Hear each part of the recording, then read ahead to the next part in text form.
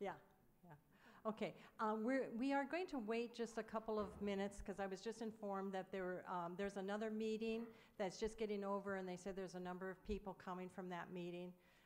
So we're going to wait and give them a couple minutes so they don't interrupt us when they're coming in, okay?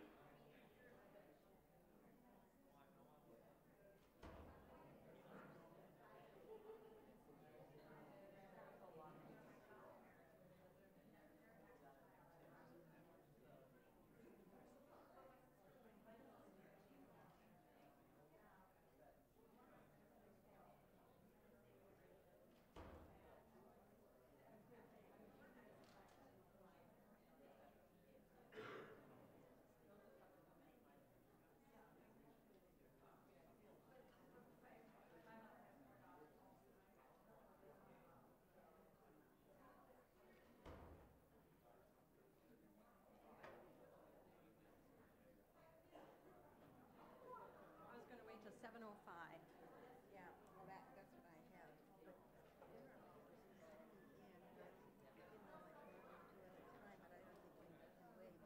No, Because we've got all these, yeah, and I don't know if you stand out there and say if they come in, please keep quiet. they're coming in the back way. Yeah, just tell them to come in quietly.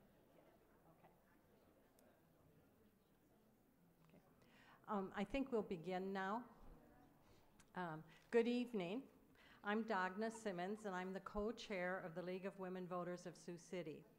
And I will be serving as a moderator for this evening's Iowa Senate Candidates Election Forum.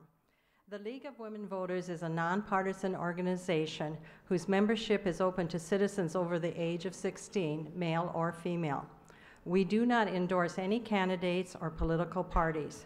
We do, however, work to educate ourselves and the public on issues affecting our citizens and government. This is why we are committed to hosting candidate forums like this one. This forum is being hosted by the League of Women Voters of Sioux City in partnership with Western Iowa Tech Community College. We would like to thank the WIT staff and students for making the necessary arrangements for tonight's event. I would like to acknowledge Steve Warnstead and Chris Mansfield for the physical setup and audio-visual arrangements. We also thank them for arranging the YouTube live streaming. Now, I would like our panelists to stand as I introduce them. Serving as our guest panelists this evening are Woody Gottberg, President of the Greater Sioux City Press Club.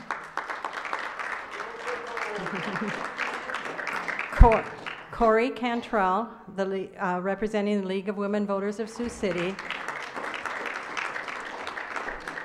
And Juan Neary, who's a WIT student, and he's the Phi Theta Kappa International Honor Society Iowa Regional Vice President.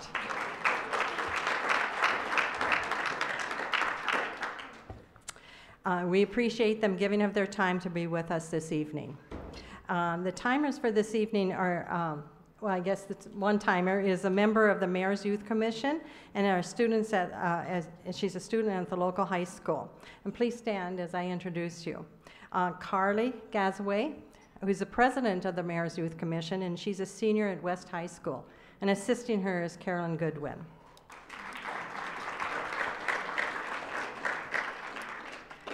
On behalf of the citizens of Sioux City, I want to thank our candidates for their willingness to run for public office.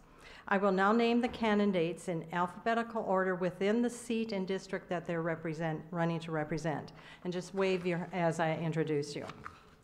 First are the candidates for state representatives, and they have 2-year terms. State Representative 6th District, Jacob Bosman, Rita DeYoung. State Representative 14th District, Robert Henderson, Timothy Cassina. Also running for State Representative 13th District is Chris Hall, but since he is unopposed, he is not going to be on the panel this evening. The Senate candidates who are running for a 4-year term are for State Senator 3rd District, Jim Carlin and Dave Dawson. State Senator 7th District, Rick Bertrand and Jackie Smith. Okay, and that's our candidates for this evening. The format for this evening is as follows. I will pose an initial question to the candidates relative to their qualifications and will allow them 60-second response time. After that, then the panelists will pose their questions. Each panelist will pose a question to one candidate, and after that candidate answers, I will call upon the next panelist to pose a question to the next candidate. The candidates will have a 60-second maximum response time allotted. The timers will show a sign to the candidates when 30 seconds remain and when time has expired. So Carly over here is going to show the signs, the 30-second sign, and then the time up sign. And can everybody on the panel see that? Okay. I will then announce the 60 seconds are up and proceed to the next panelist. During the final 10 minutes of the panelist portion of the forum, the candidates will have an opportunity to answer any question that has been asked of another candidate or to expand on a previous answer. And for the candidates, they should feel free to take notes on questions posed to other candidates during this time. After approximately 45 to 50 minutes, we will take a short break and collect the questions posed by the audience. Audience members should have received a note card as they came in, and you're encouraged to write your questions on those cards. During the break, we will be collecting the cards. After approximately a 10-minute break, I will reconvene our forum and pose as many of the questions submitted by the audience as possible. I will ask one question to a candidate and then to another to the next candidate until I've used the time allotted. During the last 10 minutes of this final segment, candidates will be given the opportunity to give a maximum 90-second summation statement. And then I would like to remind everyone to turn off your cell phones and pagers. Thank you. We will now have our introductory question, and remember this is 60 seconds allotted for this. And this will be the same for everyone, same question. Please state your reasons and qualifications for running for a seat on Woodbury County. I'm sorry, I got the wrong thing. For trying to use the same script. To running for the Iowa state government. Okay, we'll start with Mr. Bossman. Hi, thank you very much, Dagna and the League of Women Voters and Western Iowa Tech for having us here this evening for this discussion. I'm Jacob Bossman. I'm running for re-election to the Iowa House of Representatives. Maybe I just need to speak up. I was elected in a special election in January. And a little bit about me, I graduated from Morningside College with a degree in economics, and eventually convinced a South Dakota woman to move to Sioux City and marry me, which is not an easy task, but we are choosing to raise our twin daughters here in Sioux City. And I'm running for re-election because what we're doing is working. We were rated the #1 state in the country by U.S. News and World Report. Personal incomes in Iowa are up by 5.1%, which is the 6th highest in the country. We have the 2nd lowest unemployment rate in the country. We ended the year with $127 million in a surplus. We had a balanced budget, full reserve accounts. We put new money into priorities like community colleges, troopers, Medicaid, and K-12 education funding is at an all-time high. Thank you.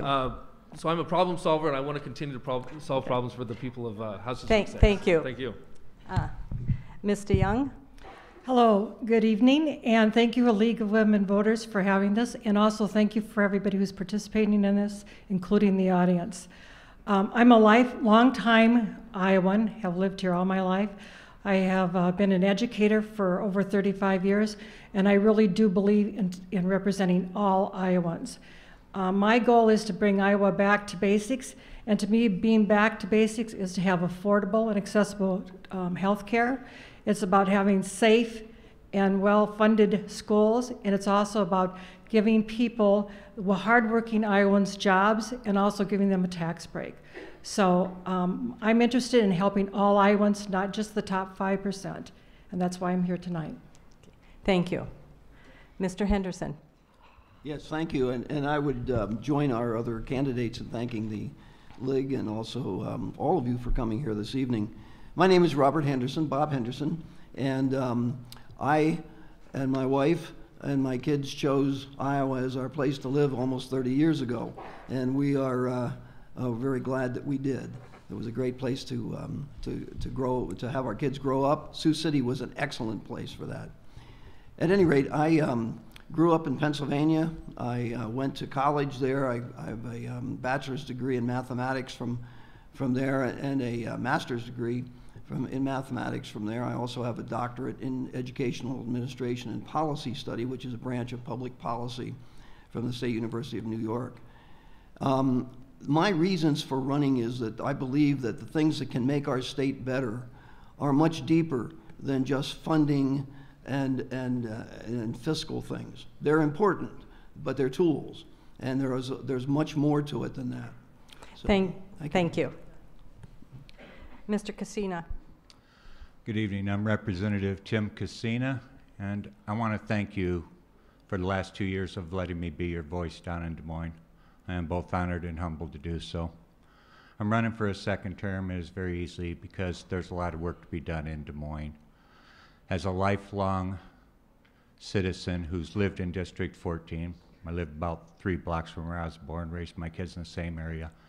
I know what the people in our district are going through. I know what they're facing, and I know their everyday stories that I try to work with them. We've got a lot of work to do down in Des Moines, but I got quite an eye-opening when I went down there. As most of you know, my whole life has been dedicated to public service. Either 33 years at the fire department, my CASA advocacy in the U.S. Army. So all I've ever done is served, and I guess that's why I'm running again, because that's basically all I know what to do. Thank you. Look forward to your questions. Thank you. Mr. Carlin. great to be here tonight. My name's Jim Carlin. I've been a lawyer here in town for 26 years. I moved out here around 27 years ago because of the goodness of the people of Iowa. And I just thought this would be a great place to build a life because the culture here is so conducive to building strong families, and that's exactly what happened.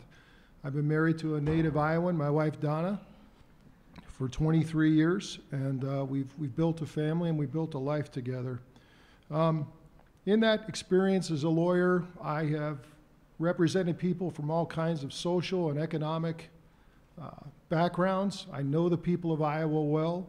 I know their economic realities well, and I know what helps them, and I think I know what hurts them.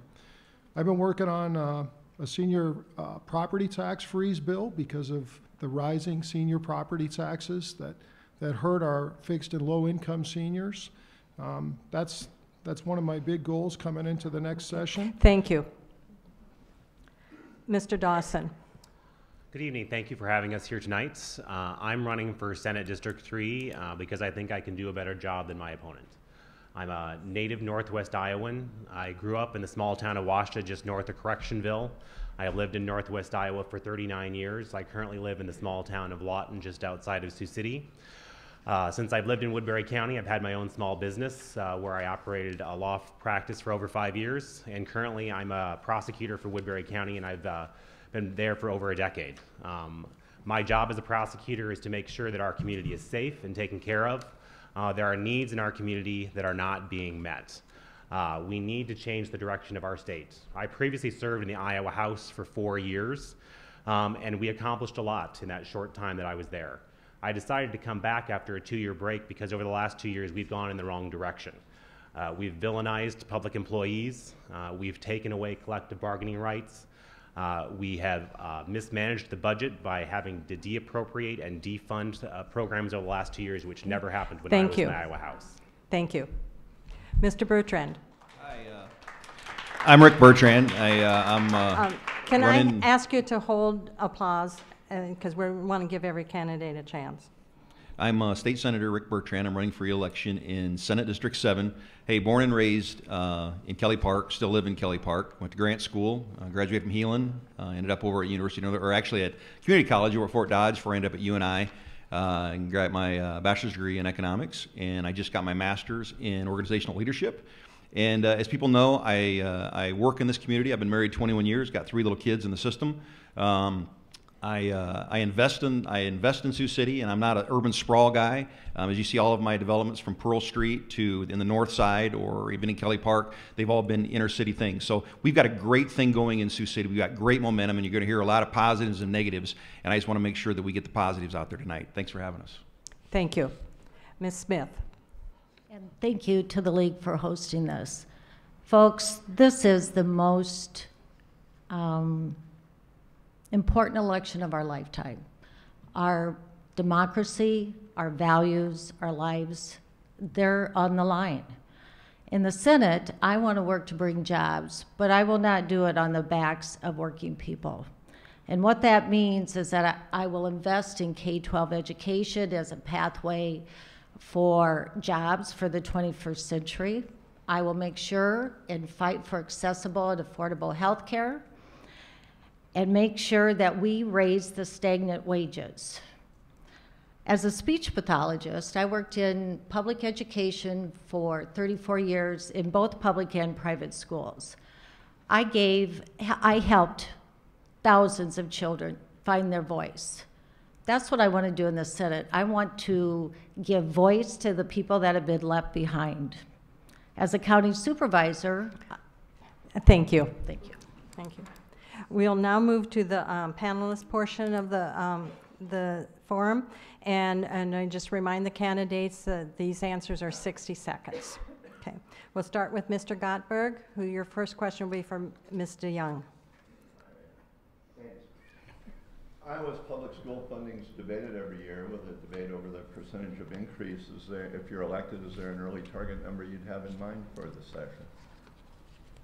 Since 8 out of the last 9 years education has not been funded at the level it should be. In fact, it's been a historic low, and that's not the kind of history we want to have. We don't want to have a record of that. I believe that it needs to be funded so that it's fully funded.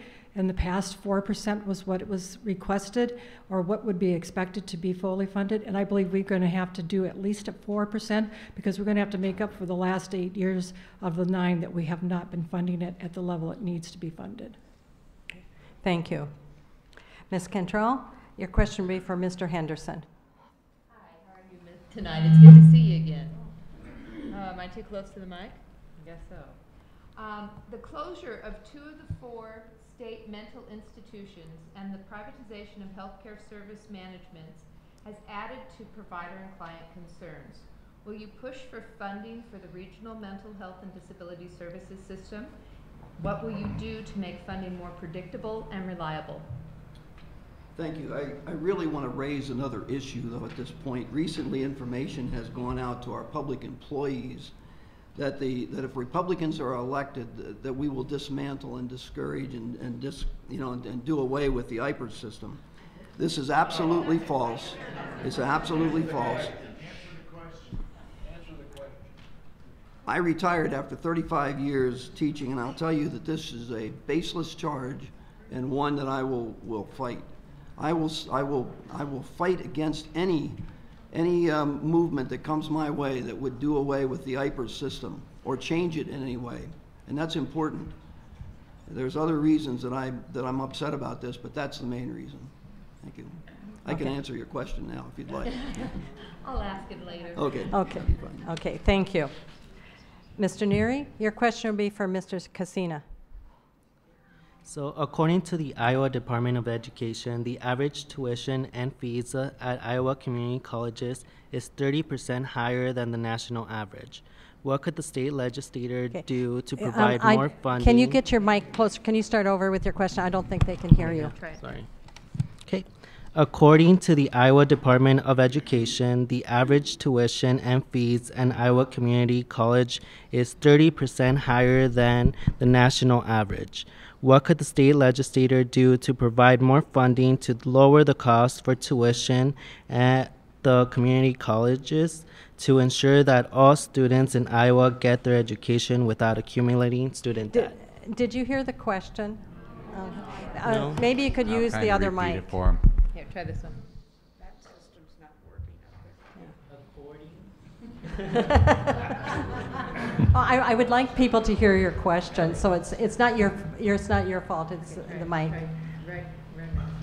According to the Iowa Department of Education, the average tuition and fees at Iowa community colleges is 30% higher than national average.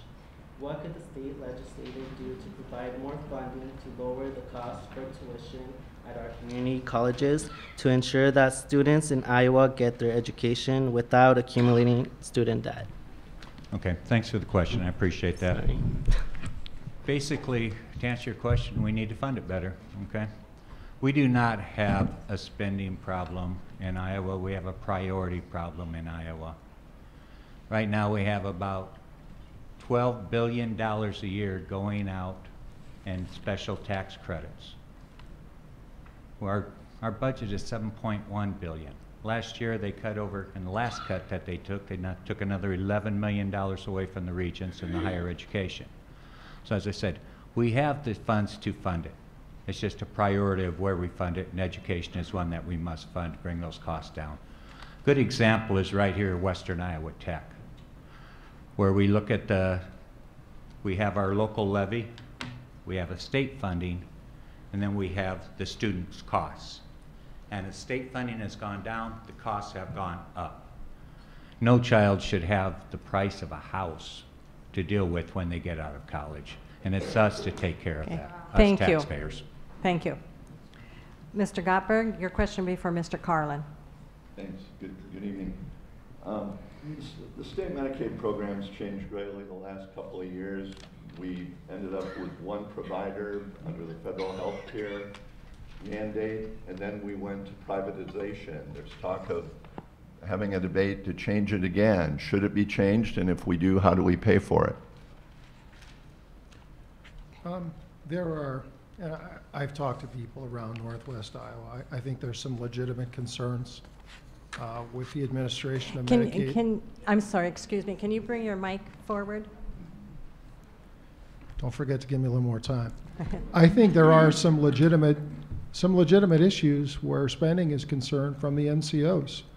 I personally think that we might want to look at having a state-run aspect or administration of costs and expenses that are foreseeable and predictable, and have a discretionary arm that could be an MCO type format, because there are realities where bills need to be paid, providers need to be paid, and we need to ensure that people are getting the care that they need, particularly low-income people. Thanks. Okay, thank you. Ms. Cantrell, the question is for Mr. Dawson. Iowa is a leader in renewable energy, primarily through wind. How will you support renewable energy in the state, and how do you propose we continue progress on the new energy future here in Northwest Iowa? When I served in the Iowa House, I routinely supported clean energy projects, including renewing the wind energy tax credits, the solar energy tax credits, and also the biofuels tax credits to help emerging industries get a good start in our state and make sure that we are using renewable, homegrown type of industries, including ethanol. So those are some of the ones that I think we should continue to support. I was disappointed last year that the Senate proposed eliminating some of the tax credits for solar, because I think we could do a better job in the state of Iowa of making sure that we have those types of renewable fuels and renewable sources available for more people. Thank you. Mr. Neary, your question will be for Mr. Bertrand. Okay. What actions could the state legislator take to reduce health care costs for young adults? For young adults, well, I think a lot of that's been taken care of at the national level. Obviously, the kids that are in school, the young adults that are in school now are being covered longer with their parents' coverage up to, I think it's 26. I think that's there. I also think that we need more free market into it, because I think young people need to be able to decide, you know, do you need to be paying for, if you're as a single man, maternity leave? Do you need to be paying for things on your plan that you don't need? So I think, again, we need to go back to more of a market-based, custom-driven plan that you as a young adult, with statistically, are not going to get sick, should be able to pay a smaller premium to get the catastrophic type coverage that you need. And I think what happens when you do a big, broad stroke with a Medicaid or with some type of a nationalized health care, you eliminate people like yourself right out of the marketplace. Okay. Thank you. Mr. Gottberg, your question is for Ms. Smith. All right, thanks. Good evening. Woodbury County has had its problems finding its place in the mental health regional system that was established by the state. Our county is moving from a 3-county group to joining 7 others. What is this system working? What would need to be changed to make this a little more effective for the counties that have been basically placed into these little consortiums? Well, you know, Woody, originally as a county supervisor, we were all against moving towards a region. But after working with Plymouth and Sioux counties to set up the region, I felt that it was a good mesh, and that the crisis center came out of that, which is kind of a 24-hour, maybe up to 36-hour cooling off period.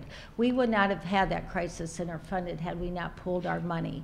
So I think going forward, what we did when we got together at the end of every session, and believe you me, we had a lot of things to iron out, is we said we wanted to provide the best services for our clients. And as long as we had that filter in our, you know, in our decision making, we came up with a very progressive, client-oriented plan that was working really quite well. So I cannot believe that 1 out of 11 votes is better than 1 out of 3. Thank you. Ms. Cantrell, your question will be for Mr. Bossman. The League of Women Voters supports public policies that guarantee safe and affordable women's health care services. What is your position on this policy? Safe and affordable women's health care services. I think that we need to have access for everybody to minimal healthcare services. If you're specifically talking about contraception, I think that those should be available for everybody. I think that we as a state need to continue to encourage places like the Community Health Center to make sure that everybody has access to all of the health care that they need. If you're talking about the MCOs, that's a system where the state needs to continue to put in money. We had $100 million more going into the MCOs this year. We need to continue to make sure that people on Medicaid have access to those services that they need here in the state. Thank you. Mr. Neary, your question will be for Ms. DeYoung. In Iowa, 32% of the graduating class of 2013 who took the ACT met all 4 college readiness benchmarks in English, writing, mathematics, and science. Other than standardized testing, how can the state legislator better assure that students are being properly prepared? Well, education happens to be a passion of mine, and I believe there's a lot we could be doing if fully funded. One would be starting with funding preschool, early education, but also giving education institutions, our public schools, the funding that they need, take away some of the requirements. For instance, having schools have some flexibility. We've had more money put towards education, but they've been restricted on where those programs can go. So now we have large classrooms, especially in the elementary grades, that have classrooms of a 5th grade class of 32. We have high school classes of over 40. We need to do something so those teachers at least have a chance to be able to teach the students. We have very capable teachers. We were first in the nation in 1992, and now we are at a grade. If you're giving grades to education, we're getting a C in education. We need to take care of our teachers, we need to value them, and we need to fund education.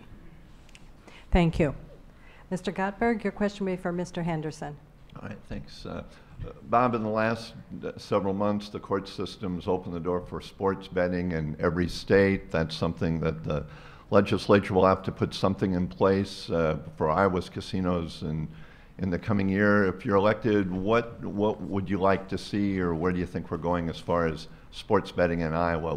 Is that something the legislature would approve? I have some experience in that because I coached college football and high school football for a long time. But I am at least against sports betting on amateur sports. There's no question about that. And of course, we don't have too much pro sports here in the state of Iowa. But I would be if at all we put sports betting in, I would restrict it from any of the institutions that are playing in the state. That would be one thing that I would do. And I'm generally opposed to it. Okay, thank you. Thank you. Ms. Cantrell, your question is for Mr. Cassina. With changes to the collective bargaining and worker protections and wages, what actions would you take to support Iowa's workers? Let's face it, Iowa is a low wage state, okay? We have a $7.25 minimum wage, which even by inflation, it should be $10.25, $10.34 an hour. Sure, anybody can walk into McDonald's and get a $10 an hour job, but let's face it, that's still minimum wage in this. So what do we need to do? We need to train our people better. We need to make sure that they are ready for their jobs so that we can make those up. And we need to find ways to raise wages here in Iowa. We just have to do it. Higher wages is what drives our local economies. It's very good that the stock market's dying out of here, that the corporations are doing well. But I don't see that on the streets. I don't see the new restaurants opening downtown. I've seen the same stores empty for years and years. And that has to do with the investments that we have to make with the tax credits. And honestly, if we don't make good money, we're not going to be able to support our local economy. Thank you. Mr. Neary, your question will be for Mr. Carlin. Okay. In recent years, there has been an increase in violence in schools. What actions can the state legislature take to improve safe learning environments in Iowa? I, along with my colleague Stan Gustafson, wrote the Iowa active shooter protocol bill that required all Iowa schools to have an active shooter protocol with annual training. because we recognize the need to safeguard our students, particularly in rural areas where law enforcement assets might not be nearby. That's been passed, and from what I understand, the administration of that law has worked out really well. With respect to, I think you can introduce some classroom teaching about what predisposes children to violence and give them an awareness of the warning signs in other students. Things to look for that might be triggers for that kind of violence, and just give them more, give them more of an understanding without scaring them. When we put together that piece of legislation, we left the kids out of the drills for the express purpose of not wanting to frighten them, Thank but you. at the same time meet our goals. Thank you. Mr. Gottberg, your question will be for Mr. Dawson. Thanks. David, as a prosecutor, you know that at times our court offices in the region have had to shut down for a lack of funding, a lack of staff. If you're elected, what would you do to try to increase staffing levels back for our court system, and how do we pay for that? Well, the first thing I would do, I wouldn't vote like my opponent did to cut resources from the judicial branch, which is what they did in February of this year. You should fully fund the judicial branch at the amount that the Chief Justice of the Iowa Supreme Court requests. And if that's the level that they're requesting, that's what they should be provided to make sure that they have the staff available. I've been involved in the judicial system here in Iowa for 16 years, and I've seen swings where they underfund, and there are cuts. There are cuts not only to court personnel, but juvenile court probation officers, so that there are less opportunities for kids in our community to have one-on-one attention to address problems that come up in their lives. We need to make sure that we fully fund the judicial branch and make sure that we keep our courthouses open throughout the state so that people have access to justice. One of the things that I was proud to do in my first year in the Iowa House was to fully fund the judicial branch at the level that they had requested and make sure that all 99 courthouses were open full-time throughout the state. Okay. Thank you. Thanks. Ms. Cantrell, your question will be for Mr. Bertrand. Mr. Bertrand, are you in support of IPERS as it now operates, or are you in favor of making changes? Please explain your answer. I am so excited that I got this question. I was hoping this is the one I got. IPERS, there's a lot of myths out there right now about IPERS, and I can tell you, as someone that's in the room, IPERS is 100% solvent and it's 100% safe. It's in my advertisements. Anybody that's telling you that IPERS is in trouble is simply trying to scare you into the voting booth. That's all they're trying to do. Governor Reynolds is on record at this point that the funds are growing. There's not even discussion. There was a discussion with Senate File 45, which everybody's getting the buzz about, which is by Senator Zahn. Completely died in subcommittee, went nowhere, and actually what it did do is it stimulated a conversation saying how it was solvent and didn't need to be changed.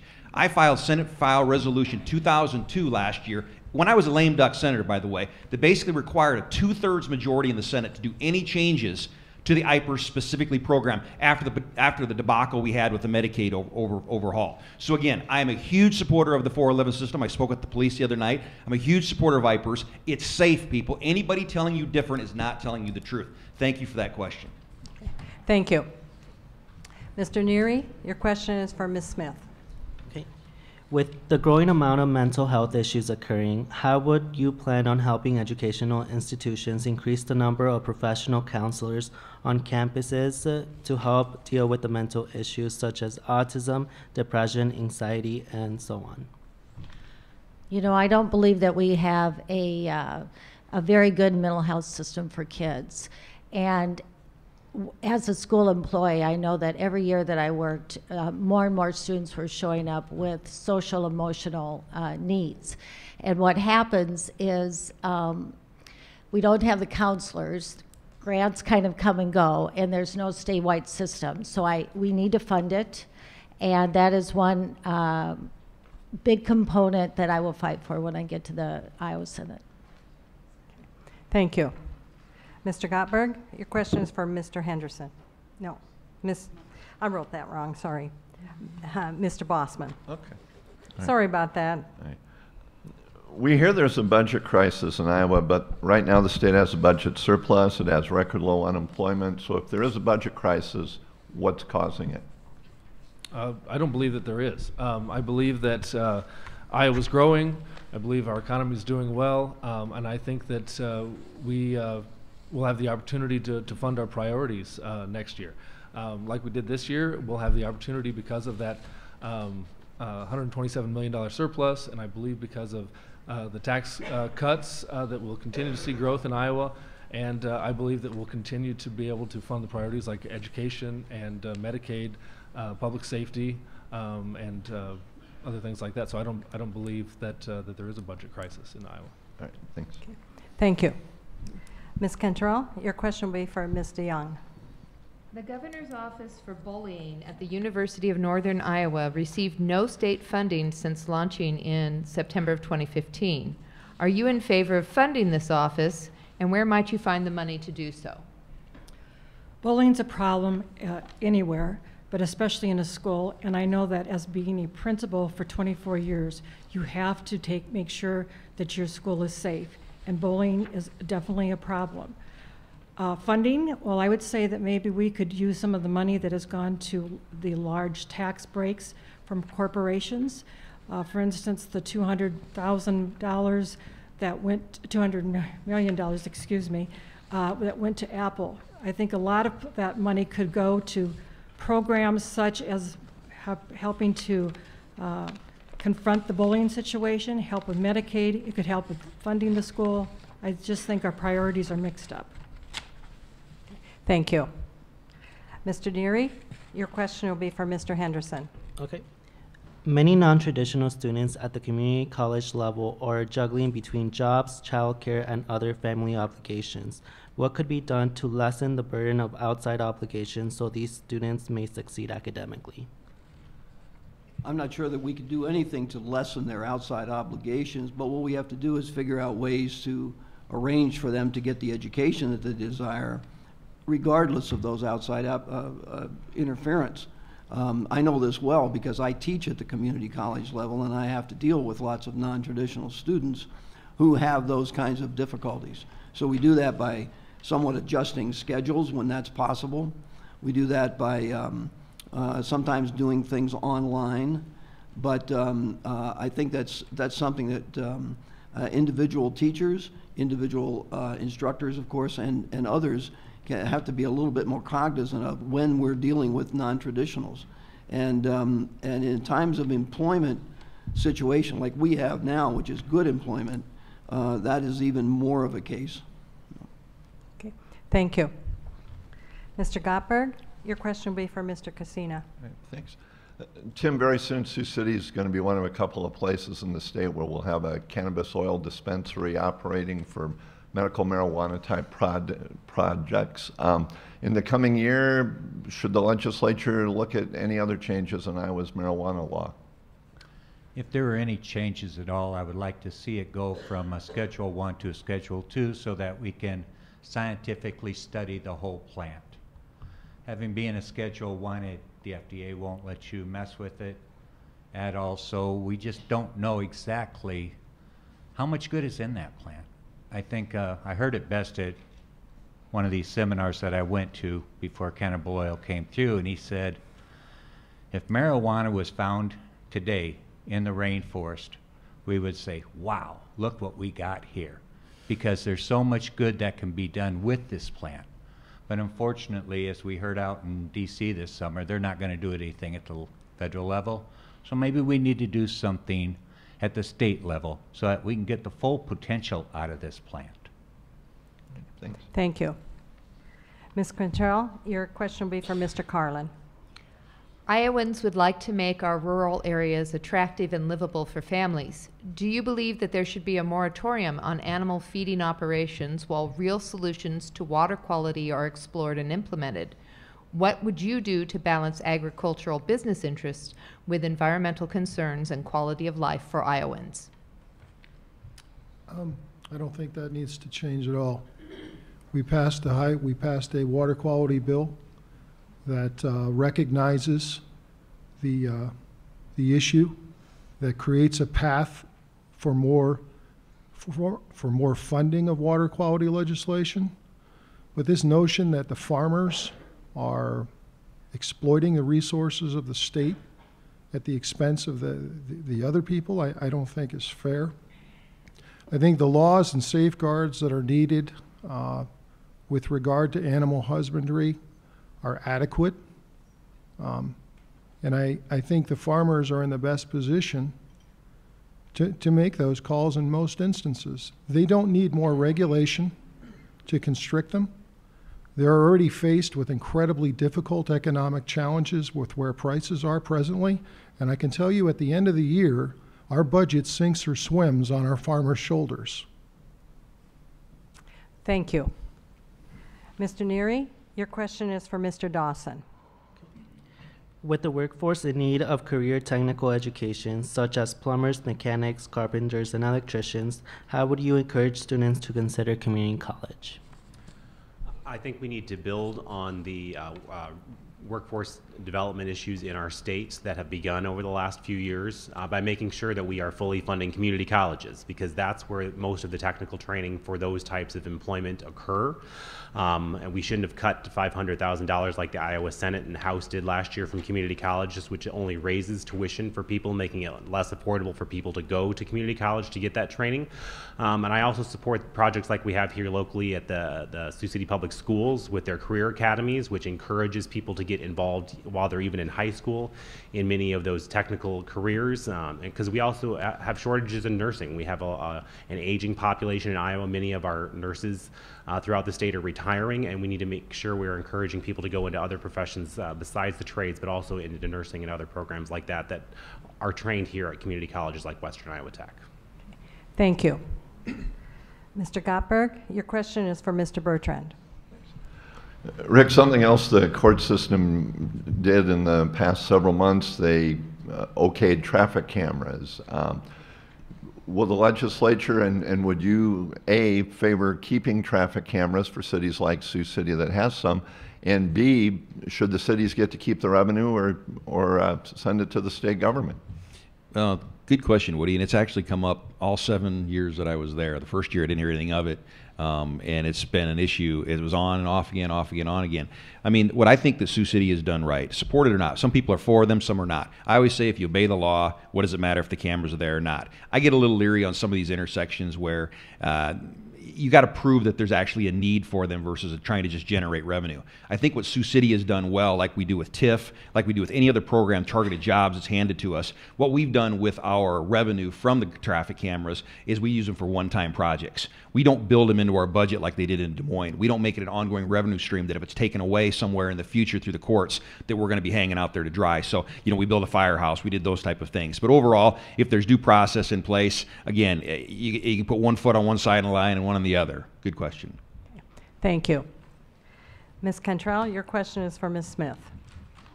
If a felon has completed his or her sentence and paid all outstanding fines and fees, should his or her voting rights be automatically restored? If not, what other criteria should a person meet in order to be able to vote?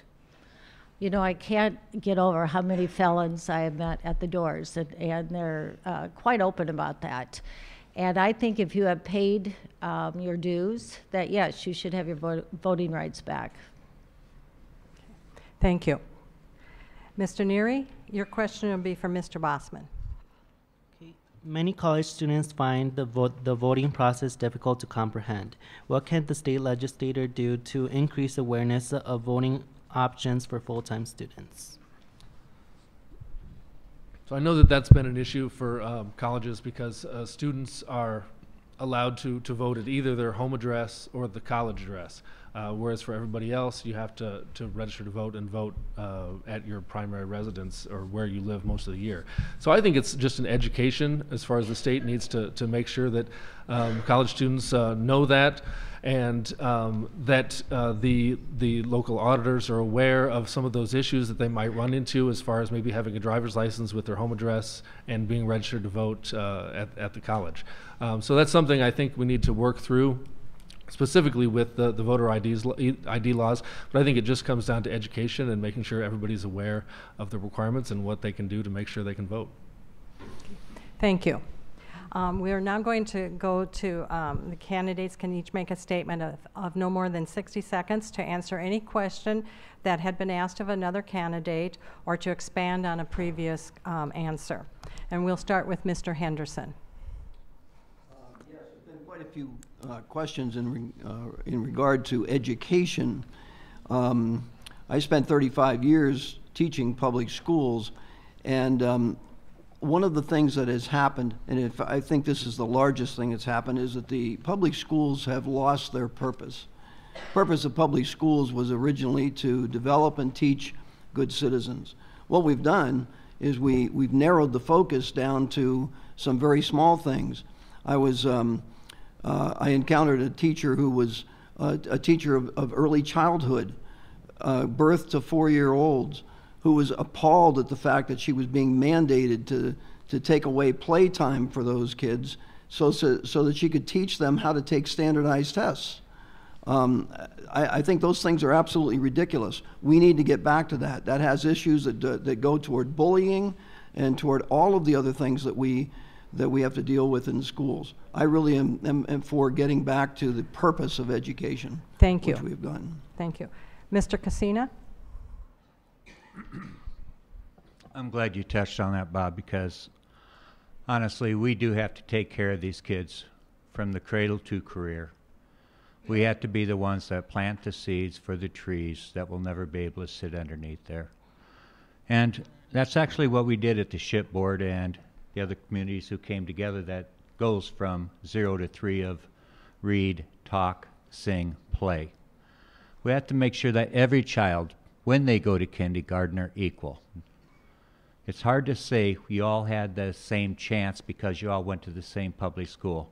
But if you do not have the same chance in your pre-years, you do not have that same opportunity as those children who have what we would say stable family environments. Okay. Thank you. Mr. Carlin. You know, my opponent wants to talk about funding everything, but he doesn't want to talk about who pays the bills. Our tax rates are among the highest in the country before we passed a tax reform bill. It comes down to economic security for a lot of our seniors who can't pay property taxes because they go up hundreds of dollars annually.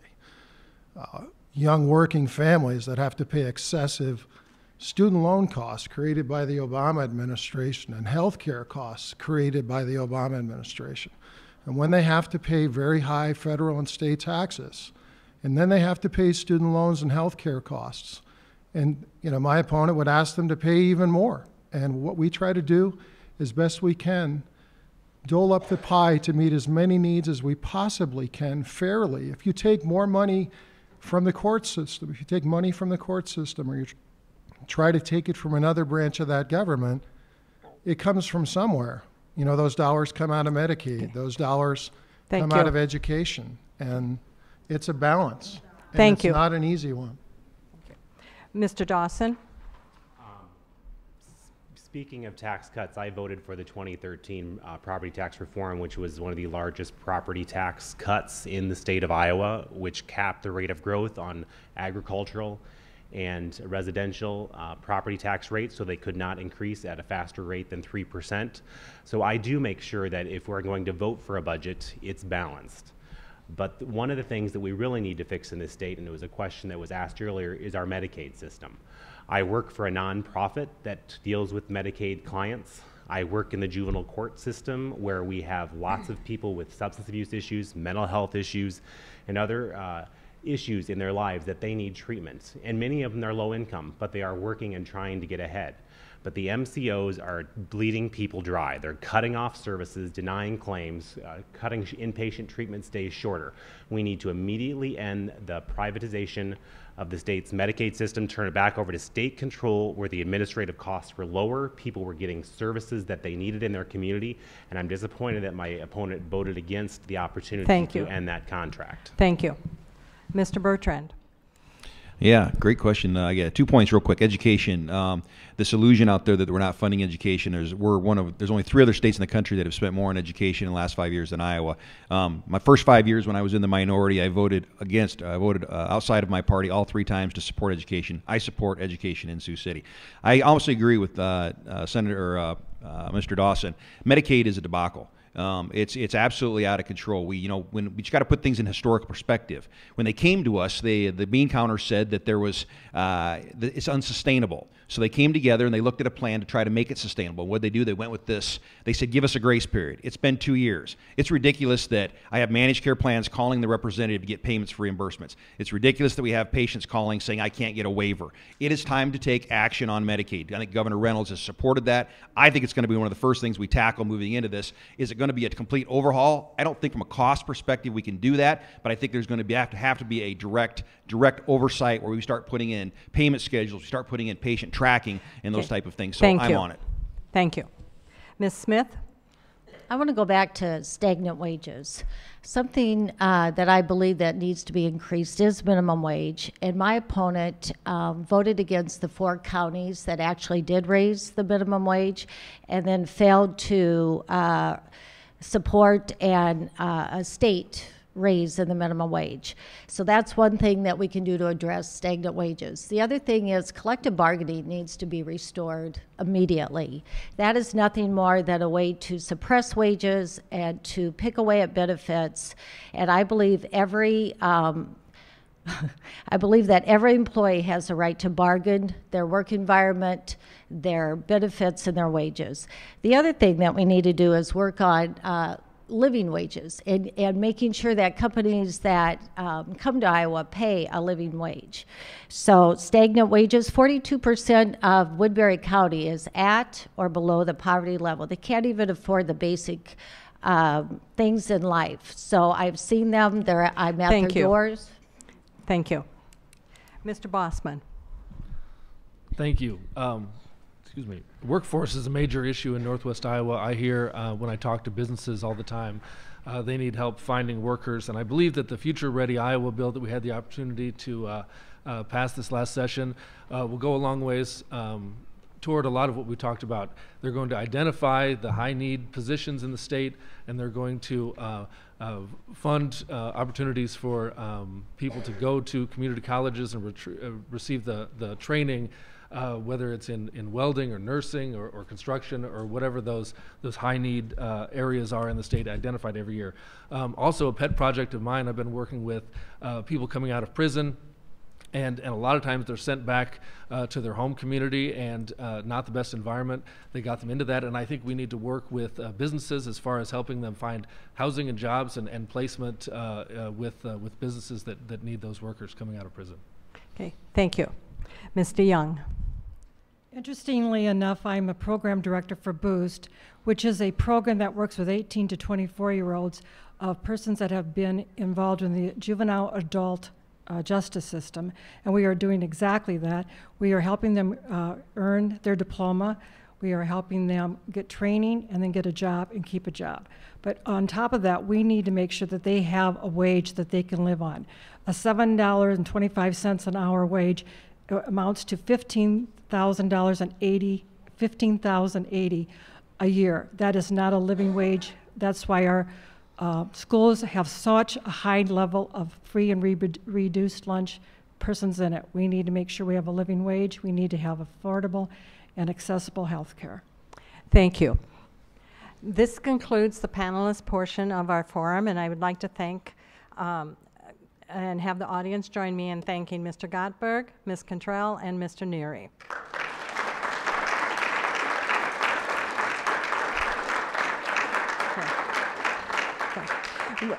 We will now take approximately a 10-minute break, and at this time, audience members are asked to submit the questions that they have written, and if you don't have a card, you can get one at the entry table or from one of the league members. I will pose as many questions as possible in the final segment. At the conclusion of this segment, the candidates will be allowed 90-second closing statement, or up to 90 seconds.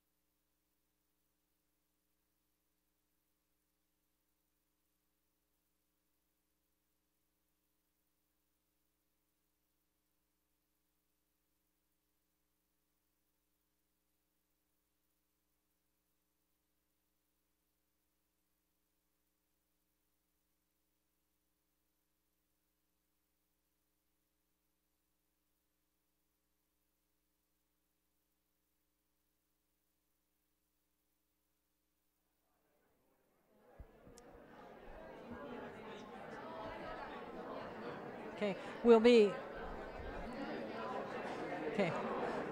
be starting in just a minute. Please take your seats. Would everybody please sit down?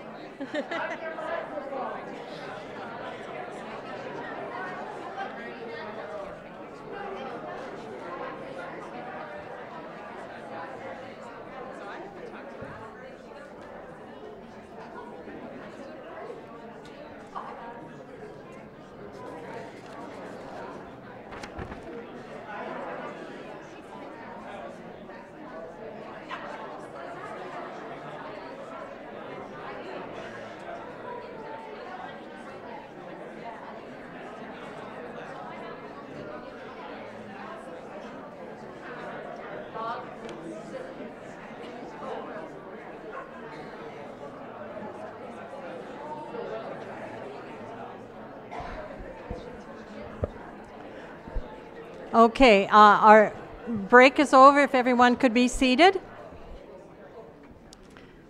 Okay, and here's one more question. Okay, we do have quite a few questions, and some of them are addressed to specific candidates. We're not going to be able to get through all of these questions because there's way more than we can unless we want to be here till like midnight. I'd like to remind everybody to hold the applause until the end so that we have time for everybody to speak. And then also remind everybody to turn off your cell phones, or at least put them on silent. And we're going to be going for approximately a half an hour on this section, and you will have 60 seconds, or up to 60 seconds, to answer the questions. Okay. And since there's so many, and I didn't have a chance to read them, I apologize in advance if I start reading a question over again. So hopefully I don't do that. Okay. We're going to begin with Mr. Henderson. Could you flesh out what you meant by education intended to teach what it is to be a good citizen? What is a good citizen? Yeah, good question. Thank you for asking that. Citizenship comes down to more than just civics. There's a whole lot more than that.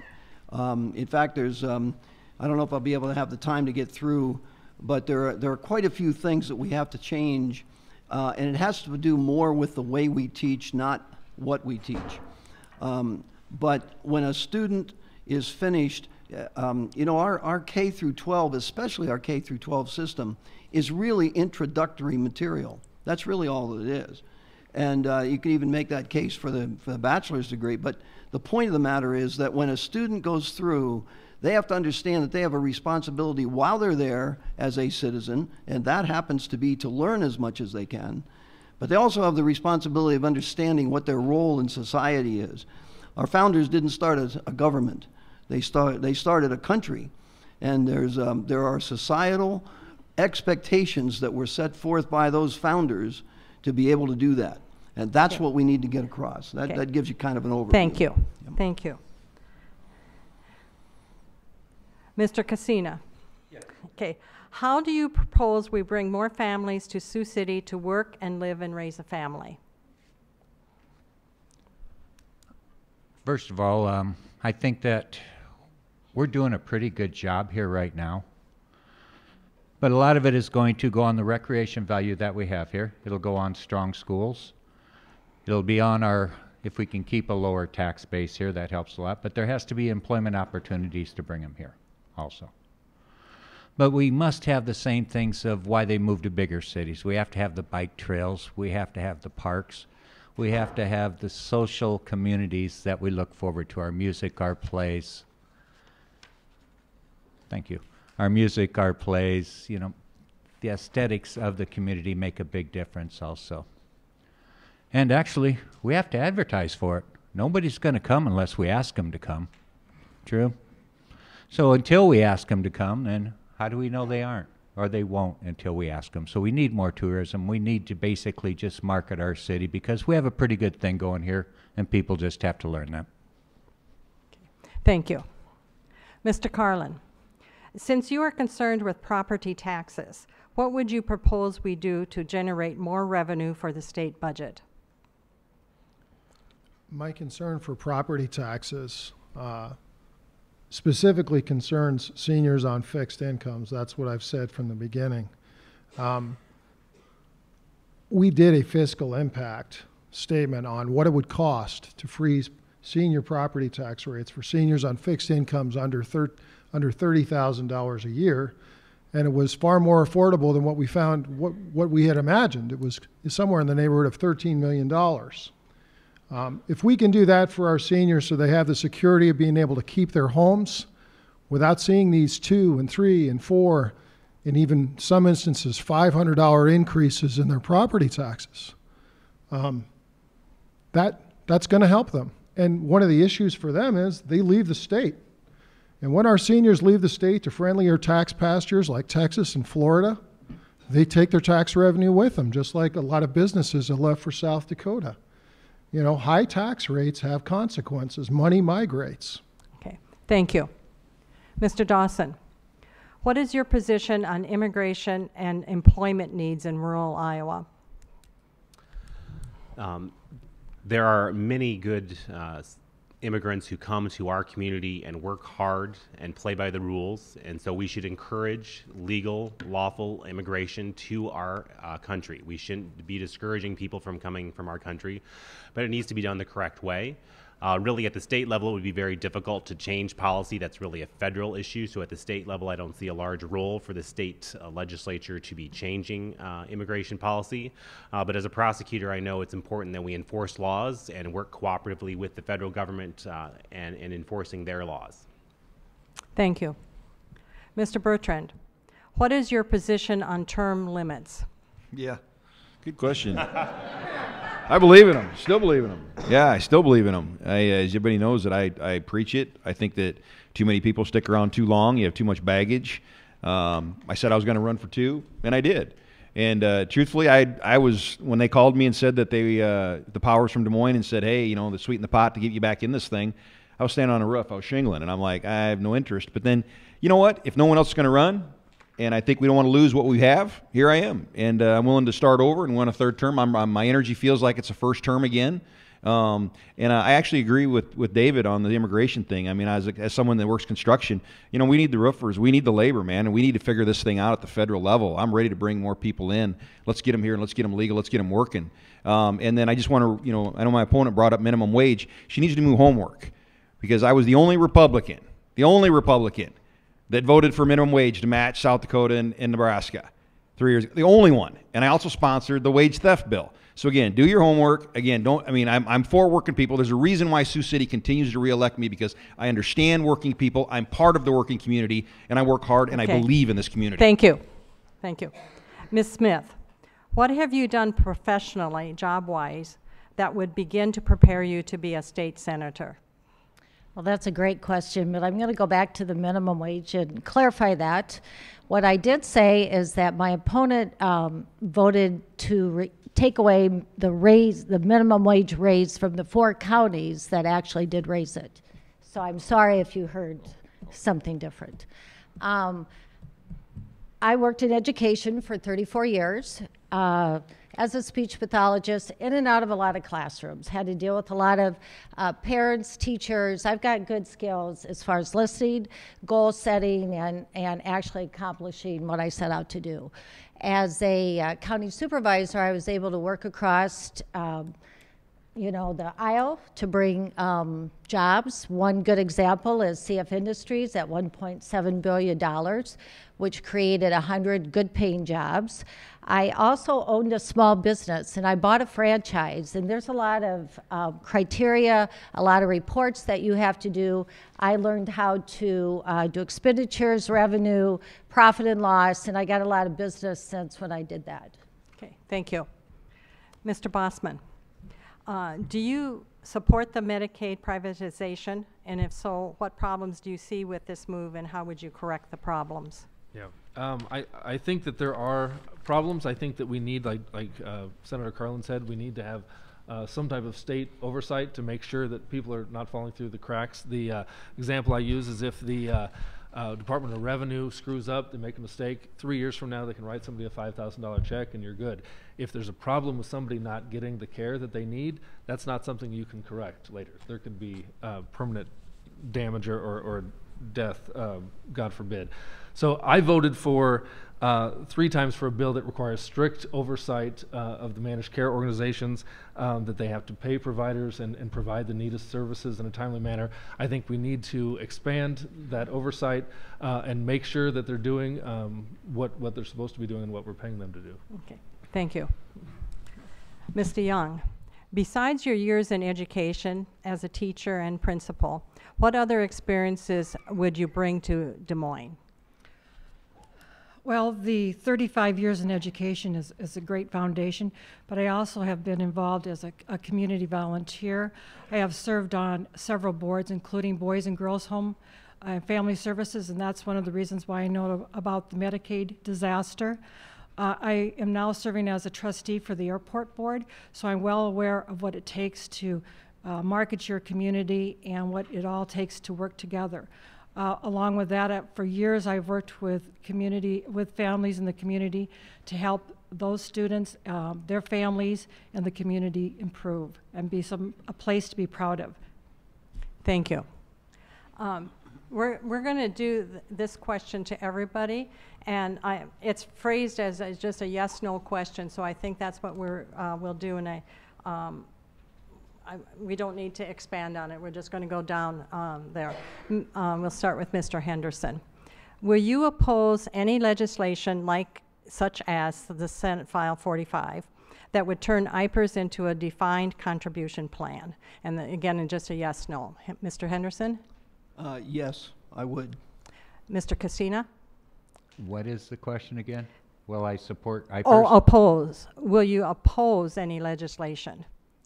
So will you oppose legislation such as Senate File 45 that would turn IPERS into a defined contribution plan? Yes, I will oppose that and any attempts to change it in any way that they want to. Okay. Mr. Carlin? Yes, I would. Mr. Dawson? Yes. Mr. Bertrand? Like I've done in the past, yes, I fully support IPERS. It's solvent. Yeah. Ms. Smith? Yes. Mr. Bosman? Yes. Ms. DeYoung? Yes, definitely. So now we're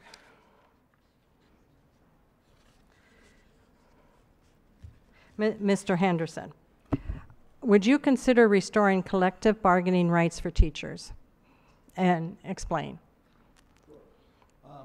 I've had that question a couple of times from teachers, not often. I've talked to a lot of teachers, and collective bargaining, it's not an issue for the ones I've talked to anyhow. But the question, the answer that excuse me, I was hoping to do this. Anyhow, what I've said is this.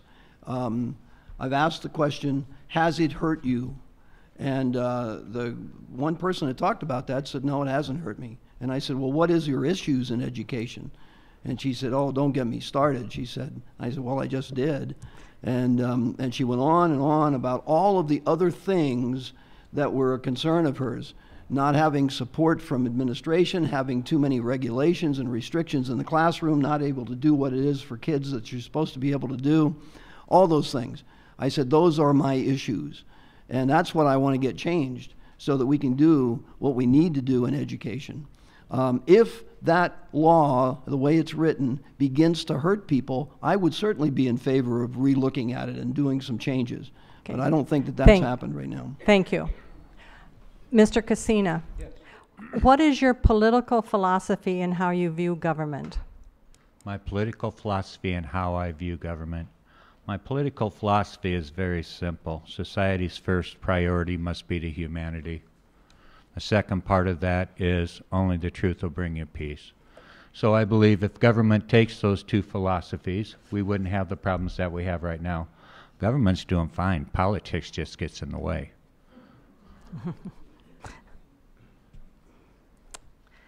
Mr. Carlin, would you support vouchers for private schools? If yes, do you think it would hurt public schools in any way? I would support vouchers, and the reason why is, and I firmly believe this, if you pay the same income, property, and sales tax, you should have some say about where the money is spent, where your own children are concerned. They have looked into this, so if you were to take a portion of the revenue that the state provides per student and give some portion of that to parents who want to enroll their kids in private schools, there's actually a financial upside to the private schools in having less children enrolled and more money available per student at those schools. So I think it could work well for private and public schools. Okay, thank you. Mr. Dawson, how do you propose to improve Iowa's infrastructure, bridges, roads, etc.? In 2015, Senator Bertrand worked on a bill that ultimately helped lead to the completion of Highway 20, and I think that was a good bill. Part of that bill was a bill that I introduced that he co-sponsored in the Senate to restore the Access Iowa Highways, which was making sure that we four-laned roads between cities of population of 20,000 or greater. So if we hadn't gotten that through in 2015, we wouldn't be seeing the success that's coming later this month with the completion of the four-laning of Highway 20. But we have more that we can do. We need to focus on bridges. We have a lot of structurally deficient bridges in the state, so we need to make sure that the DOT has the resources it needs to make sure that those types of things are safe for our communities and are operable for our farming communities. Okay, thank you. Mr. Bertrand, you were only present for 1 in 4 votes last session. What would you do to an employee who only showed up a quarter of the time? Well, I'm glad you brought that up, because this is one of those, things they tried on me 4 years ago.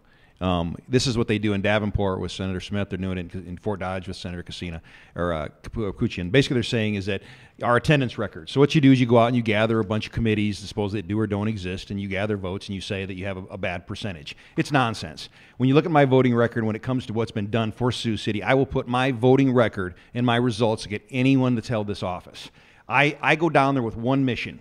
What can I bring back to Sioux City? It's very clear. It's very focused. Everyone knows I'm from Sioux City. Everyone knows that's what my agenda is. So if the goal is to try to convince Sioux City that somehow that I don't work hard and somehow I don't care about Sioux City, that's a pretty big lift when you look at what goes on in this community. Thank you.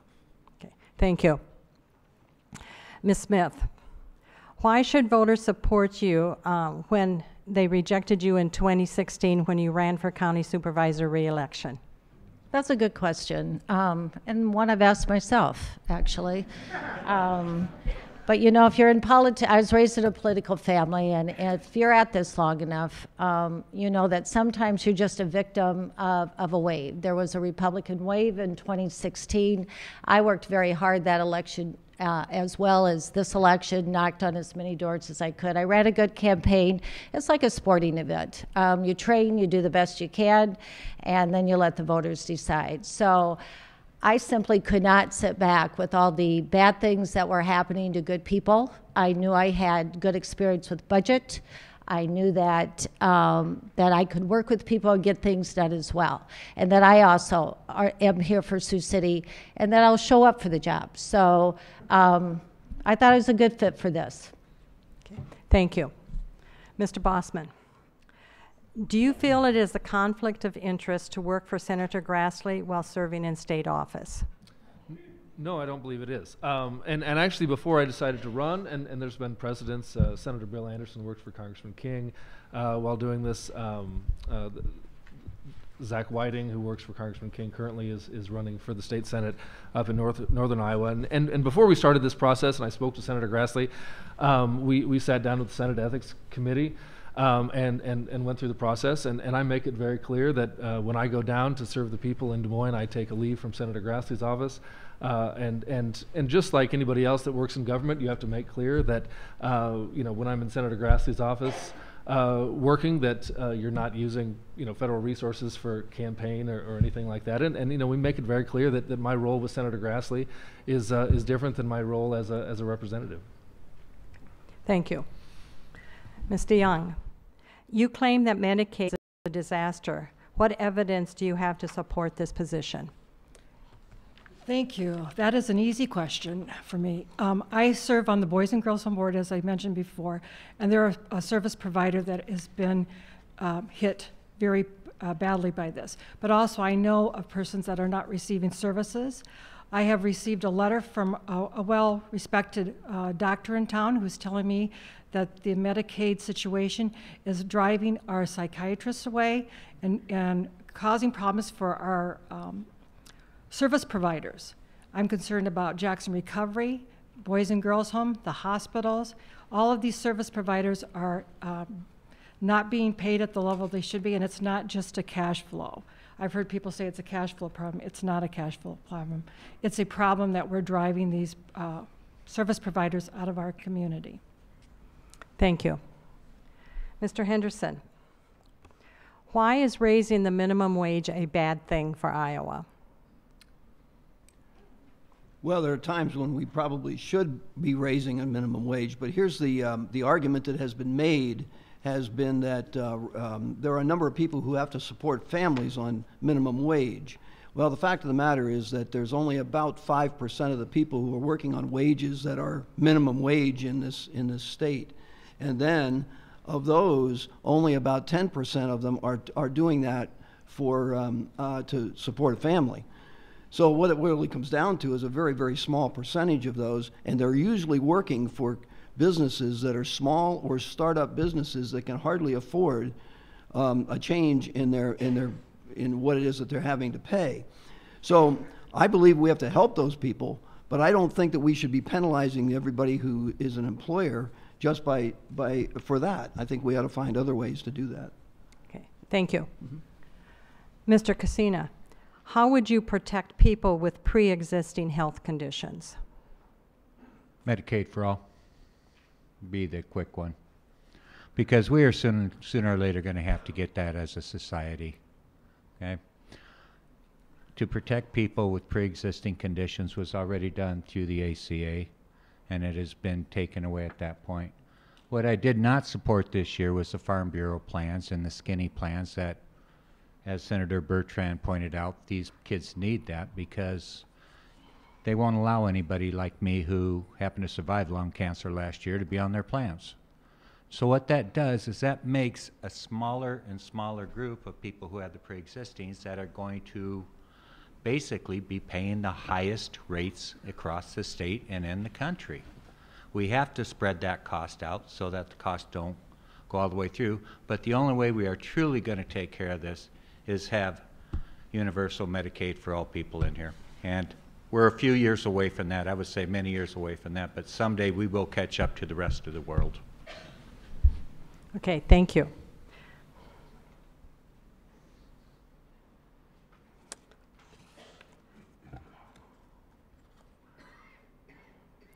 Mr. Carlin, why did you vote to raise taxes on credit unions this year? I'm a member of Midwest Community Credit Union, and we are all voting for Dawson. Okay. I just read the card. Okay. Well, for one thing, the legislation that was proposed to put taxes on credit unions, as you refer them to, were very limited in scope. The University of Iowa Credit Union is a multi-billion-dollar credit union that advertises around the state against our banks and against our local credit unions because they have a huge competitive edge. If you're going to have a 501c3 tax credit purpose that's for a specific interest, that is to provide funding and loans to low-income people, then I think you should have to stay there. I don't think you should be able to write huge commercial loans to large projects and still get that tax credit. And so the scope of that bill was limited to the 4 or 5 largest credit unions in the state, which really, in substance, were not staying true to their original nonprofit purpose. Okay, thank you. Mr. Dawson, the 2018 legislature passed Iowa's greatest tax reform. What would you do? Keep it in place or roll it back? There were many parts of the tax reform bill that I would support for working Iowans who are middle class, making less than $75,000 a year. The problem I had was my opponent voted to cut taxes on the largest corporations in the state of Iowa by over 40% in February. And I think that was a mistake when he was also voting at the end of February to also cut services from public safety, higher education, as well as child welfare. I work in the field of child welfare as a prosecutor, see families with horrible circumstances, abused and neglected children. Our case managers at the Department of Human Services are stretched thin. They have too high of caseloads. They cannot make the face-to-face contacts to ensure child safety. We should not be cutting services so that our most vulnerable citizens are placed at risk, and that's what happened this past legislative session. Thank you. Mr. Bertrand, how would you say your personal businesses have benefited from legislation you supported? Yeah, good question. First, I want to go back to the credit union people that are in here. Just so you know, when you get your magazine this week, I am the only Senate Republican that received the Senate, or that received the credit union endorsement. I'm the only Republican, the only senator. And you're going to ask why.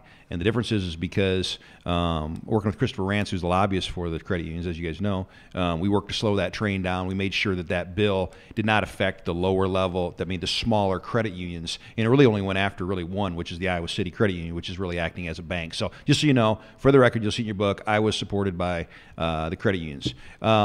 Question on how does it benefit my business? You know what? I look at it this way. I'm a builder. It's no different than a teacher working and voting for the budget for teaching. It's no different. It's all relevant. We take our life experiences down there. And at the end of the day, when I build homes, it's good for Sioux City.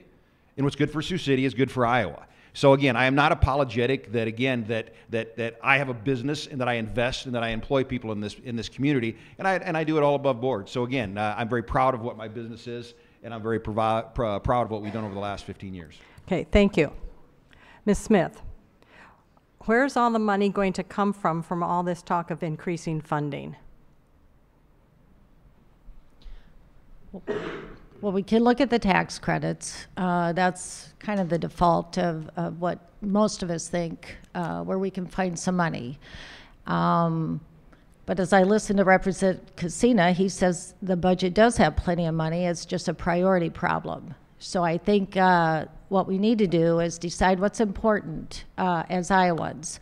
Do we think it is just corporations and the wealthiest, or do we think that we are better when we can lift all of us up?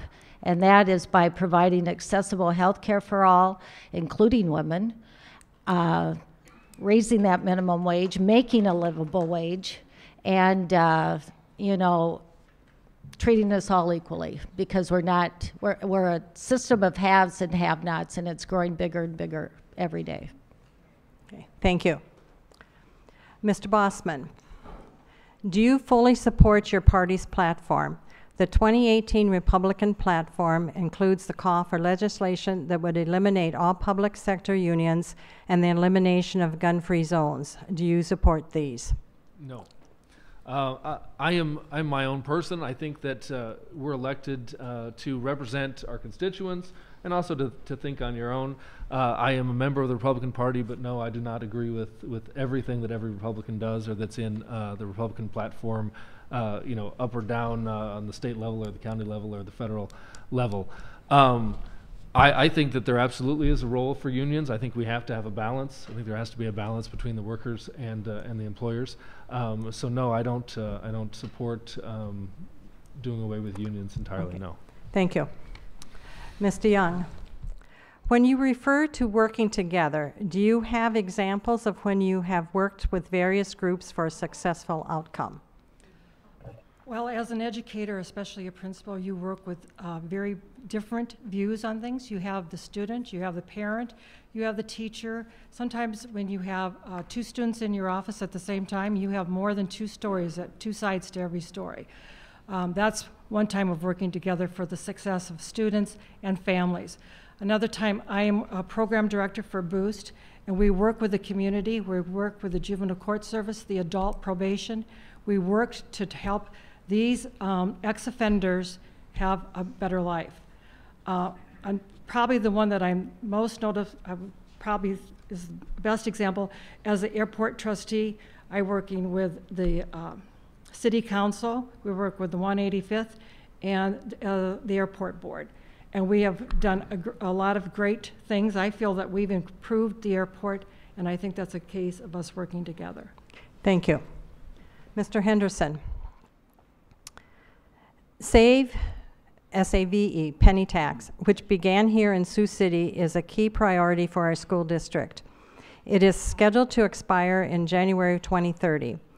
Districts do not have the capability to bond for much needed infrastructure and technology improvement, many required by not funded mandates.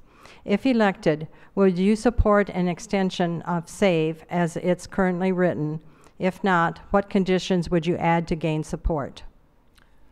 I think the expiration date of 2030 is far enough in the future that we that would not be an issue that we should probably look at right now. But I certainly would support the extension of SAVE, you know, because I think school infrastructure is an important thing. It's an ongoing thing, and but I think that's something that we would be best looking at probably in a few years, not necessarily right now. Okay. Thank you. Mr. Cassina, vouchers. Iowa has a rich and proud tradition of flourishing public school system. Sorry, I couldn't read the writing right there. Recently, there is a national push towards using taxpayer funds for the private school sector. Would you support efforts to invest in partnership among schools and community organizations instead of vouchers or ESA? I'm not real familiar with what they are, but I will say right now the state does supply about $60 million a year to private schools across the state. That's a pretty good kick, actually, when you look at our budget. And problem with vouchers that I see, you know, I was a graduate from Heelan, and never once in my life did I think of going on my neighbor's door and knocking and saying, can you give me some money for a school that I want to go to, that I chose to go to? To me, that just isn't right at that point. But as far as the collaboration between businesses and schools, I think we're seeing that already right now. I think we see it working at our private colleges or at our community colleges here with the unions coming in and the different employees working. And I believe we're seeing it down at the Career Academy right now also. So I think it's working, and if we can do public-private, I'm all for it. Thank you. Mr. Carlin, do you support teachers having guns in schools to help prevent school shootings? That's a tough question, but I think what it would come down to is if you were going to do something like that, you'd really have to have quite a bit of training with law enforcement to qualify a teacher to be able to do something like that. When I wrote the active shooter protocol bill, the purpose of that was to create a deterrent and get it out there publicly so people would know, you know, if you come to Iowa and you try that, we're ready for you. So I think it's something worth looking into, but again, you'd have to have an awful lot of safeguards and training to ensure that it could work. Okay, thank you. Mr. Dawson, is another school question. Equitable school funding is a key priority for our school district. The issue is an outdated funding formula. Would you support a path towards full equity? Explain your rationale for your position. Yes, when I was in the Iowa House, I supported trying to put policies in place that would work for taxpayer equity and making sure that our schools are not overly burdened on the property taxes, because when we passed the property or the education reform in 2013, we worked to buy down the portion of the school funding that is heavily reliant on property taxes. And because we live in a district with property poor district, we have to have higher levies to make up the difference on that last 12.5% of the funding locally. So I support fully funding the Peter Fund. I support making sure we have adequate allowable growth. And I want to make sure that we're not underfunding our small rural schools, because when you do that, like my opponent did last year, when you don't have enough high enough adequate subsequent growth, when you lose student population, you actually have to raise property taxes even higher just to match the funding level that you had in the previous years for 7 of the 11 school districts in Senate District 3. Thank you. Mr. Bertrand, would you support campaign finance and election reforms that move us towards a transparent, publicly financed election? Why or why not? Yeah, so real quick, just on the Save Penny, because I know it's a very important issue for this community. They came to us, I think it's going to be done in the first week we're down there, simply because in the last week of session, they came to us with a 5-year deal. The 5-year deal does nothing for Sioux City. Carlin and I rejected that 5-year deal because we know if we would have voted for it, they would not have brought it back up next year. So I think the Save Penny, we've got Dan Dawson and Council Bluffs on board. We actually have Ankeny with Jack Whitford. So I think the Save Penny, we need the 20 years to complete what we've done in Sioux City. It's Roger Wensold bill, the silo thing. I've gotten it since 2008. So I'm on board with that. When it comes to tax credits, again, with Jackie talks about with CF Industries, you can't have it both ways. She talks about how the tax credits are drawing this state down, but yet we bring CF in because of the tax credits. Do you like CF? Do you like Seaboard? Do you like the businesses that come and the jobs that come with it? There's a balance there that's in the reality when it comes to bringing companies into our state. There is a balance. There is a balance. And again, I think there's just a clear non-understanding of how the DED works the state and brings companies into places like Sioux City. I think you supported it when they put that paper in front of you 3 hours before and asked you to sign it. So thank you. Okay. Ms. Smith. Can I address that? Well, can I address that? You'll have a closing statement. After we have 3 more questions, I think, and then we'll have a closing statement. Okay. Okay, Ms. Smith. What do you believe is the appropriate funding level for the Resource Enhance and Protection Program, REAP, a state program that deals with the enhancement and protection of the state's natural and cultural resources? Ooh, I don't have a figure that comes to mind. I'm sorry, I'm not up on the exact figure, but I do know that we do need to put more effort and energy and money into clean water. I would like to see a coalition between state, county, city government, along with landowners, where we could address at a local level with some state grants how to clean up our waterways. We have Snyder's Bend and Browns Lake, for instance, here that are endangered. And we could easily come up with a good working plan with cooperation from our landowners with setbacks and tall grasses and clean that up. And there could be projects like that throughout Iowa. So, okay, thank you. Yeah. Thank you. Mr. Bossman, many have advocated sentencing reform, particularly for offenders sentenced under nonviolent drug charges. Would you support efforts to eliminate mandatory minimum sentences for nonviolent drug offenses? Yeah, absolutely. I think that mandatory minimums need to be just that. It needs to be a point where anything below that is just ridiculous. And so I think we need to analyze, especially with the nonviolent drug offenses, mandatory minimums, and make sure that the minimums are really that minimums.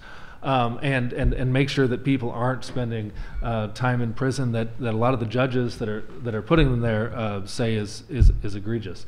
And also, I just wanted to add with the rest of my time with the Save Penny that I was very encouraged by the bill that passed out of the House last year, and I adamantly supported it, that it expanded the Peter Fund, which would benefit Sioux City tremendously to almost 10%, and it also included funding for the first time that could go towards school security measures. So I'm encouraged that that's going to come up next year, and I hope that Rick is right, that that's something we can do and extend that early on in the session. Thank you. And for our last question before our closing statements from Mrs. DeYoung, many believe that Republicans and Democrats must work together to move forward.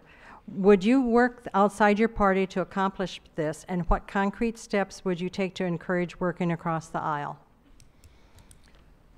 I definitely believe that is part of my goal, is to be working with all Iowans and working no matter what party. I don't believe there's one party or one person that has all the answers. I think it needs to be an effort that we try to seek what the other person that you're the other party, what they're trying to be go for, what they're I think there's a saying something about before you try to seek someone understanding you try to seek the other person's understanding of what's going on. So I would definitely want to reach across the aisle. I would want to listen to all sides of all stories. I know that's sometimes impossible because there might be 100, 150, but I do think we need to make an effort and not just have it be along party lines. Thank you. We'll now do the final statements by each candidate, and you have up to 90 seconds for this. We'll start with Mr. Cassina. Okay. I'll try to go 90 seconds, honestly. You know, when I ran in 16, I had no idea what it was going to be like down there. It was always on my radar that maybe it was something that I would enjoy doing. I studied for it. I read a lot about it and probably watched more C-SPAN than a man should in his lifetime. But when I got down there, I found out that basically it's kind of like being a fish in water. It felt comfortable. It felt good. So I've gone down there and I've worked hard for you. I haven't missed a day of work. I haven't missed a vote since I've been there. The best part about being a legislator is the legislation and serving the people as I have my whole career. So what you see basically is what you get. I'm an honest man. I'll always use the best judgment that I can to take care of the people here.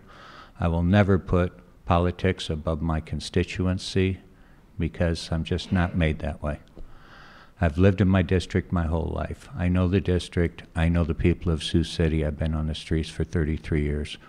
I know what it takes to make us a community.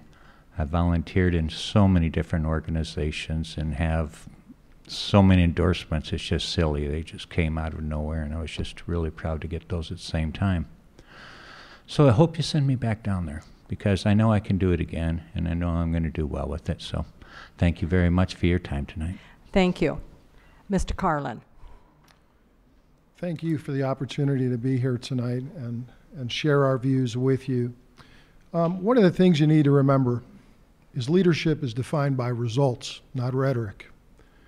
We passed meaningful tax reform when we were among the last in this nation on high tax rates for personal tax rates and the highest corporate tax rate. So what happens when you have rates that high?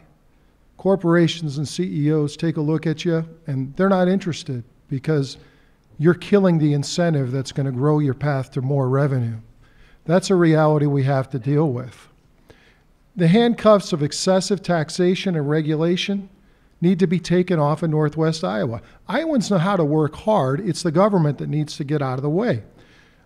I'm going to advocate for a more competitive playing field with our neighbor, South Dakota, who we're losing an awful lot of revenue to every year, and that's reality. I'm going to be in favor of a more dynamic and a freer economy. You know, the dichotomy between my political philosophy and those of most Democrats is I'm a free market capitalist.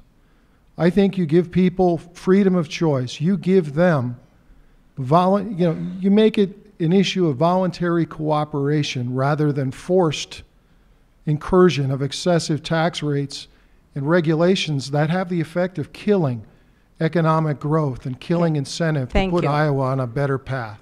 Thank you. Mr. Dawson? I'm running for State Senate District 3, which includes half of Woodbury County and all of Plymouth County except for a few townships. And I'm running in that district because it's home to me. I grew up in Washoe, just 4 miles outside of Senate District 3. I now live in Lawton with my family and my wife Liza, our 3 kids, Caleb's who's in 5th grade, Callie's in 4th, Isabel's in preschool, and they go to school in Bronson. I'm a product of public schools. I graduated from Willow, the last class of Willow, before it became River Valley, which is now part of the Correctionville School District. I went to Iowa State University. And then I went off to law school and I served for 3 years in Los Angeles. It was a great experience, but it wasn't home. I then had an opportunity to work for a large corporate law firm in Chicago, made more money than I ever could have imagined, but it wasn't what I wanted to do with my life. So I came back to Woodbury County, Northwest Iowa 16 years ago and became a public servant. 10 years as a prosecutor, 4 years in the Iowa House, and I had a history of bipartisan accomplishments. I served in the minority party in the Iowa House for 4 years and was very successful in passing bills that move Sioux City and move Woodbury County forward. I'd like that opportunity again to be elected to the state Senate because I think I can do that. If I'm elected, my top priorities are providing adequate resources for Iowa students, making sure we have adequate funding for our schools so we can keep tuition costs down at community colleges. I also support raising wages for Iowa's workers, and the top two things we can do to accomplish that is to raise the minimum wage to catch up to South Dakota and Nebraska and restore collective bargaining rights. Thank you. Thank you. Mr. Bertrand. Thank you. Great time tonight. First, I'm asking for your vote. Once again, 8 years into it, and I must be doing something right. I believe it's about results is what it really comes down to, because I make just as many Republicans mad as I do Democrats back here in Sioux City. So I must be doing something right. I think I brought home tangible things, and I know there's a lot of negatives out there, but let's remember, Iowa for the first time is ranked #1 in the world, in the United States and U.S. World Report. We're #1 in graduation rates. We're #2 in unemployment. We're #8 when it comes to teacher pay. There's only 3 other states that have spent more money on education than Iowa. So we're doing something right when it comes to Iowa. We need to keep this momentum going. And again, I want to close tonight because I know that there is a lot of people going to watch this on cable, and they're sitting there, and you know what? They're elderly, and they're in their diapers. And they're getting these emails and these phone calls saying that, scaring them into the voting booth, saying that it's going to happen, it's going to happen. I'm here to tell you that it's solvent. The reason that it's not going to get taken away is because it's solvent, because it's proven, and there's just not a dialogue and an appetite for it. So again, I thank you for tonight. I will continue to fight for Sioux City. I believe in this community, and again, please vote. Thank you. Ms. Smith? Let's just remember they were also going to tinker with collective bargaining as well. As far as the tax credits, I'm going to go back to that. I didn't say do away with tax credits. Every government program should be reviewed. By the way, you weren't there, Rick, but we had a lot more than 3 hours prior to that deal. We had several days of negotiations back and forth. I was the chair. I was there. I think you can tell there's a clear difference between my opponent and I. First of all, you know me. I'm a straight shooter. I get things done as well. I also show up. I have a work ethic. I have a good attendance record. And I care about the 42% of people that are left behind in the policies that favor the wealthy. So if you believe that government is for all people and we all do better by providing health care that's accessible, by providing K-12 education and beyond, that is top dog. We were #1 once. We've fallen on that. That I think I'm your candidate. I believe the voters, when they tell me they want to change in leadership, that's what Iowa needs to go forward. Thank you. Thank you. Mr. Bossman. Yeah, thank you. I want to thank the League of Women Voters and Western Iowa Tech for hosting us, and I want to thank you in the audience for coming out and showing that you care about the future of our state. I believe that sometimes real conservatism involves spending some money up front to save money in the future, and I think we need a more efficient, common sense approach to government in a lot of ways. And there's a lot of examples, like Jim talked about, the $13 million that would help keep people in their own homes rather than the cost that it would cost the state potentially on Medicaid to put them in nursing homes. I believe if we created a needle exchange program, that would have cost savings for Medicaid down the road. I think there's like the incentives that we have at the state level for blender pumps that encourage ethanol use. There's a lot of those things where our state can continue to be smarter, and I want to be a part of those discussions and solutions. Also, I believe we need to make sure that the people in Des Moines understand the issues that we have as a border community, that we have people that are leaving our state going over to Dakota Dunes because of the tax structure over there. So we need people that will be a strong voice down in Des Moines, and I was able to be a part of those discussions, and I want to continue to be an advocate for the people of House District 6. Thank you. Mr. Young? Thank you.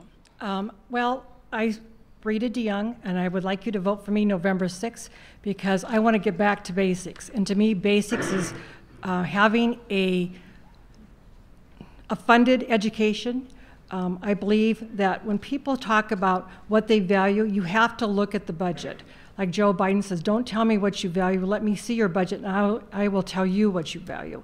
And I believe we have put our values on the wrong thing, and that it would be large corporations, out-of-state corporations, for-profit Medicaid companies. So I believe it's time to get back to the basics, care about our Iowa citizens, and take care of them. Thank you. Mr. Henderson. Yes, and thank you to the League and also to Western Iowa Tech for having us and for all of you who came.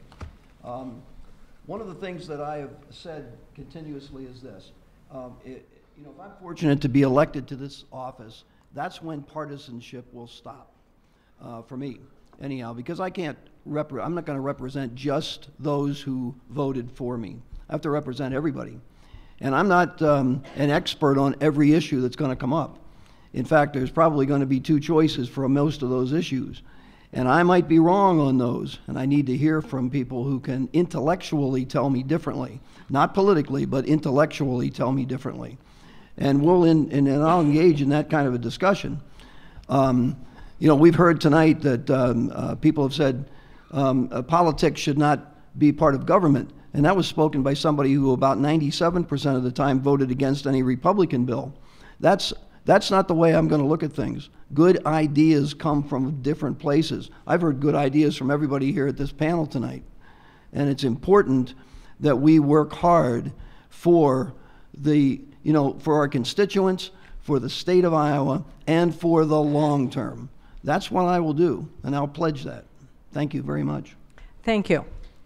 On behalf of the League of Women Voters of Sioux City and Western Iowa Tech Community College, I would like to thank you, the audience, for attending tonight's forum. And we appreciate Carly to be our timer this evening. We also wish to thank WIT for arranging the YouTube live streaming of this event. This will not be broadcast on Cable One because of technical issues at Cable One. Above all, we'd like to thank our candidates for their cooperation and commitment to public service. Please give them a round of applause.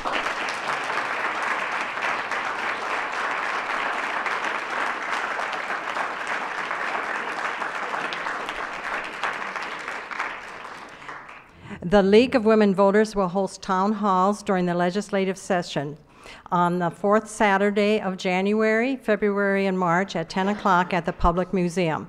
Follow our Facebook page for updates on this. And the Facebook page is League of Women Voters of Sioux City. I would like to remind you that the election will take place Tuesday, November 6th. Polls are open 7 a.m. to 9 p.m. Early voting has already started in Iowa, and there is information at the entry table about the satellite voting sites. If you have not yet registered to vote, Iowans, based on state law, have the option for same-day voter registration at the polling site for the precinct in which they reside. You must show proper Iowa identification with a photo and current address, and then may register and vote at that same day. If you wish to register to vote by mail, please pick up a voter registration form at the League of Women Voters table. The voter pre-registration deadline is Friday, September 26th. We urge those of you watching on YouTube who have not yet registered to vote to contact Woodbury Election Commissioner Pat Gill at the Woodbury County Courthouse to register to vote. Should you wish to learn more about the League of Women Voters membership, and we're not for women only, and our focus on nonpartisanship and voter member education on issues facing our nation, state, county, and city, please stop at the entry table as you leave to pick up a membership form. Thank you again for your participation this evening, and remember to vote in this and in every election. Your vote is a precious gift. Use it wisely on November 6th. And this concludes our State Senate and Representative candidate forum for this evening. Thank you.